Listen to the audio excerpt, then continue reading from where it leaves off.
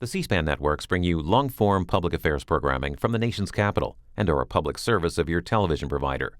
C-SPAN, created by cable. And I wanted to come to talk about something that I think is extraordinarily serious and not political in any normal sense. It's about America's survival. And I want to say to you flatly that almost 14 years after 9/11, the United States today is losing the war with radical Islamists. And we have to have the courage to confront how badly we are doing in this war. And not just as an anti-Obama comment. The State Department was about equally bad, frankly, under George W. Bush.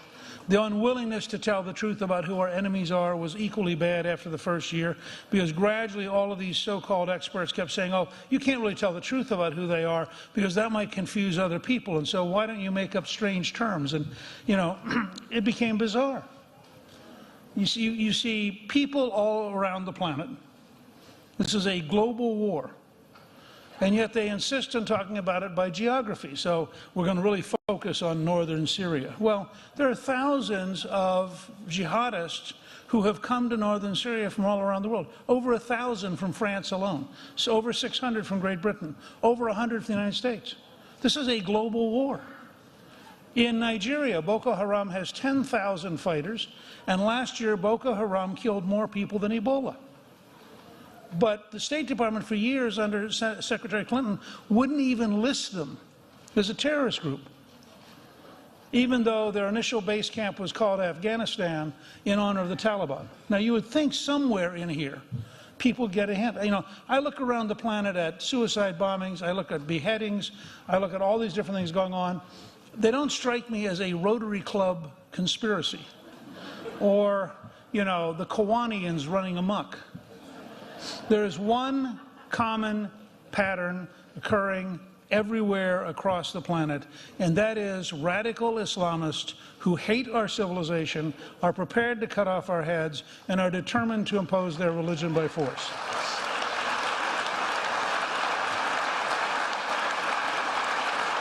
Now, I'm not going to spend a lot of time talking about President Obama's pathological incapacity to deal with reality, because I think that's what it is. I mean, there's no point in trying to get him to learn how to say the words radical Islamist, because he has a speech impediment which blocks him from being able to say the words. I mean, he just, you know, it would be embarrassing. Watching John Kerry the other day try to explain all this, it's not about religion, it's about specific, unique, random individuals. So you end up at Fort Hood with somebody who's carrying a card that says Soldier of Allah, somebody who we now know was on the internet talking to an American imam in Yemen, who we later on killed with a predator, somebody who jumps up, yells Allahu Akbar, and kills 13 Americans. And even the institution of the U.S. Army is so corrupted by the intellectual dishonesty we now live with, they described it as a workplace incident.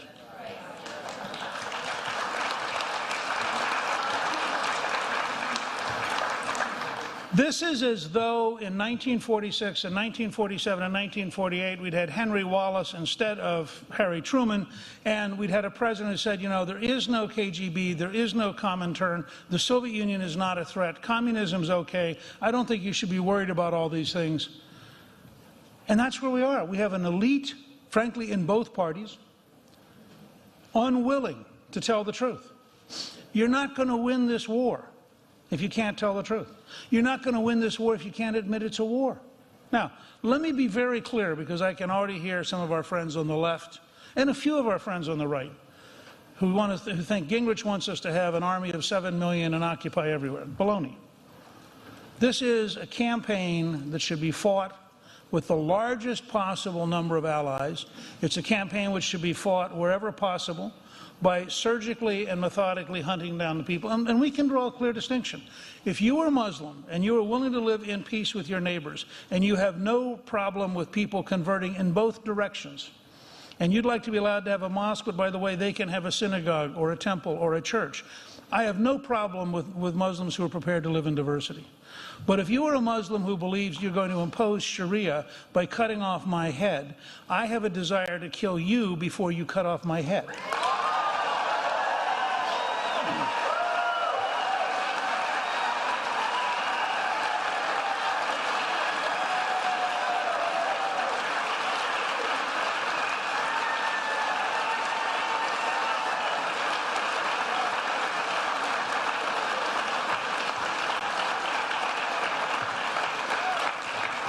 I would urge all of you to go back and look at President George W. Bush's magnificent speech to the joint session of Congress shortly after 9/11. There he said, there's an axis of evil. And he listed Iran, Iraq, and North Korea. Now, he could have added a few more countries. I mean, several of them felt hurt that they weren't on the list. But it was a good start. And that's the speech in which he said, you're either for us or you're against us. But the State Department and others promptly began saying, well, you can't really mean that. I mean, you're really prepared to go to the Saudis and say to them, you're either for us or you're against us, and cut off all of their funding for all the different elements that preach Sharia? Are you really prepared to take on the argument about Sharia? Now, you have a new leader in Egypt who is remarkably like Mubarak, who is remarkably like Sadat. That is, he's a military leader dominating a country by force because the alternative is a Muslim Brotherhood radicalized Egypt threatening to the United States and the entire world. Now, I will tell you flatly, while I would love to see the Egyptian people be prosperous and free and have a chance to live in a genuine democracy, I am not, just as I was not confused by communists who were very eager to have one vote one time in Italy and France, I am not confused by the Muslim Brotherhood, which would like to use our language to impose their way of life and never again have an election once they're in charge. So I think we've got to recognize this is as intellectually significant a fight as the development of anti-communism was between 1945 and 1950.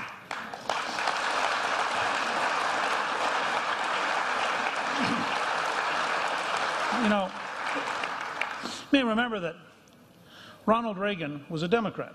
He had voted for President Franklin Delano Roosevelt. He actually, in 1948, did a commercial for Harry Truman and did a commercial for Hubert Humphrey. But Hubert Humphrey in 1948 was the anti-communist liberal taking on the communist wing of the Democratic Farmer Labor Party. But Reagan in 47, when he was active, he became president of the Screen Actors Guild. And one night in 1947, he's sitting around chatting with a guy.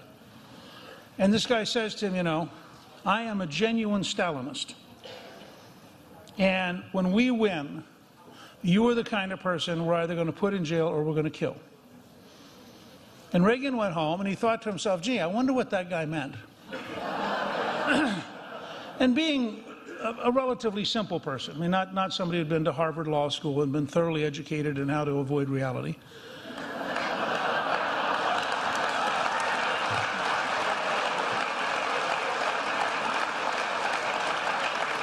Reagan said to himself, gosh, I guess he meant if he wins, they will either put me in jail or kill me.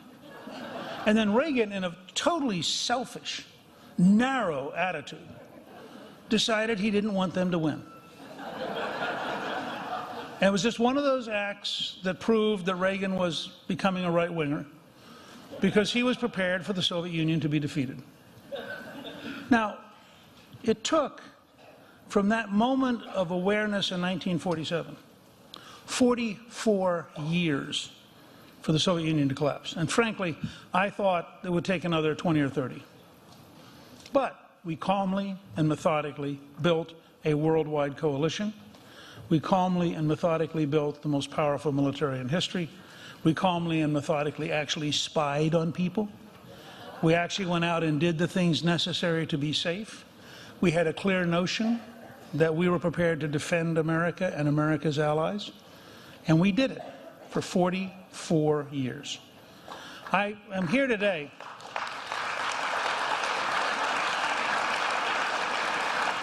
to ask you to talk to your members of Congress and to send whatever device you use, Twitter, Facebook, email, telephone, snail mail, personal visit, to friends around the country. I wrote a piece the other day in the Wall Street Journal in which I outlined, and you can see it if you go to gingrichproductions.com, I outlined the hearings the U.S. Congress should have. In my mind, intellectually, I've written off this administration. It's hopeless, and frankly, unless there's some great conversion experience by Hillary Clinton, I would write her off. I think she is part of this worldview. She is with Obama. She can't hide from it. It is a fact.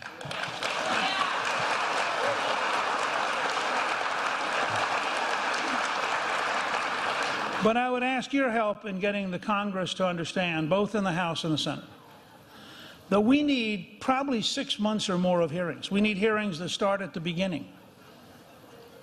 Why are they radical Islamists? What are their values? What's the world they seek to accomplish? And don't kid yourself. This is a very pervasive problem. There's a blogger in Saudi Arabia who was for liberalizing Saudi Arabia. He has been sentenced to 1,000 lashes delivered in public, 10 per week. Now, the United States government should be angrily protesting. This is nonsense. We don't have to tolerate the Saudis living in the middle of the 8th century, or the 9th century. And we should be saying to them, we find this abhorrent. The Iranians have locked up a Washington Post reporter just to remind us that they have such contempt for the Obama administration that they are confident the Obama administration will keep talking to them no matter what they do. The Iranians probably were the people who were funding and training and equipping the rebels who took over Yemen this week. And remember, Yemen was the example cited by the president in October of proof that his strategy was working. Now, we haven't heard from him since Yemen fell this week. But then he's busy. The Super Bowl's coming up. There are a number of other important things, and you can't expect him to notice random countries being lost to the West. But we need to really have, I'm not here today to tell you that I have an answer. I have a direction. But the first part of that direction is to lay out for the American people the facts about the scale of the problem. When you see the number of Islamists around the world, when you see what they say, and I'm a historian. Look, the general rule is if somebody tells you that they are prepared to cut off your head unless you convert, and the other day 4 teenage Christians had their heads cut off because they wouldn't convert. Now, I take that to be a sign that they probably mean they will cut off your head if you don't convert. Yeah, but I think the American people need to see the whole picture, and only once we have the whole picture out can we start talking about strategies. One of the strategies, frankly, is to drive them off the internet. And whatever it takes to drive them off the internet, we should do. And we should be very clear about that. And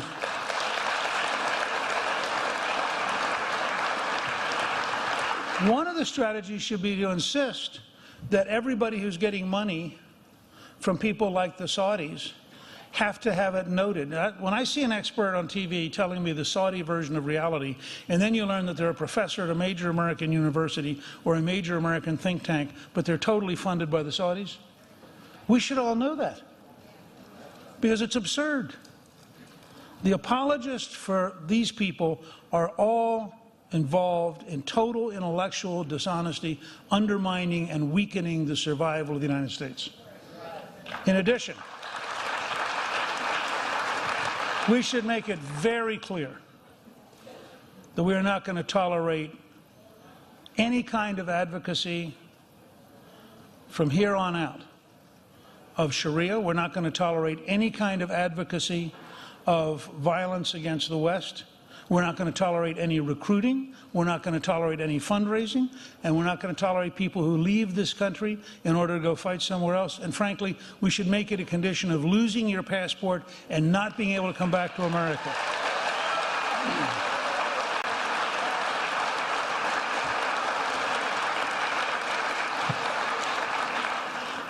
In the middle of the 1930s, as the British leadership showed total cowardice and were terrified of dealing head-on with Adolf Hitler,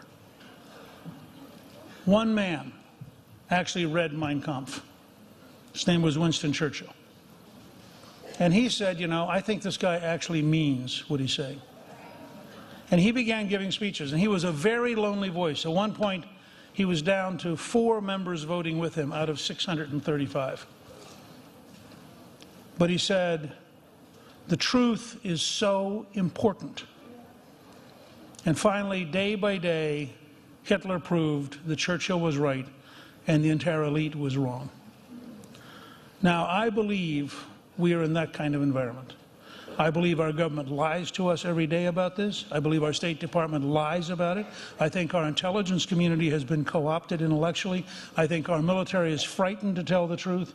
And I think, starting with the Congress, we have to demand that we deserve to know the truth, and we, the people, deserve the right to defend our civilization.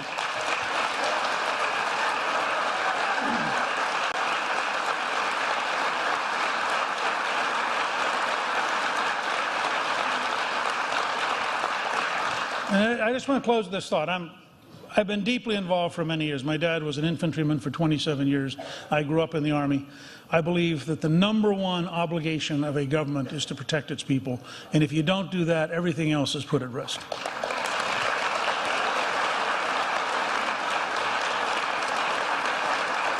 Over the next year, you're going to be visited by many candidates.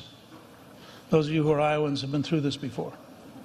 I just ask you to demand that every candidate who comes through here every day from now to the caucus has to answer, what are they prepared to do to help defeat radical Islamists so that America and its allies can go into the future in freedom and in safety? And if you do that, by about the 6th or 7th visit, every one of them will have a pretty good answer, because they'll be afraid to come back.